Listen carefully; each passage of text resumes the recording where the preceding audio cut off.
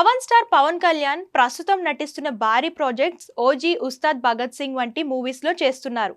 ప్రస్తుతం హరిహర వీరమల్లు చిత్రంతో ప్రేక్షకుల ముందుకు రాబోతున్న విషయం తెలిసిందే.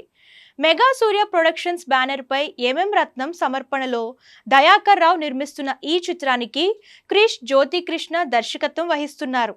అయితే ఇందులో నిధి అగర్వాల్ హీరోయిన్ గా నటిస్తుండగా అర్జున్ రాంపాల్, బాబీ డియోల్, అనుపమ్ ఖేర్, అనసూయ, పూజా పొన్నాడ కీలక పాత్రలో కనిపించనున్నారు. అయితే పీరియాడికల్ యాక్షన్ చిత్రంగా తెరకెక్కిన ఈ సినిమా జూన్ 12న థియేటర్స్ లో విడుదల కాబోతోంది. ఈ నేపథ్యంలో తాజాగా పవన్ కళ్యాణ్ గొప్ప మనసు చాటుకున్నారు.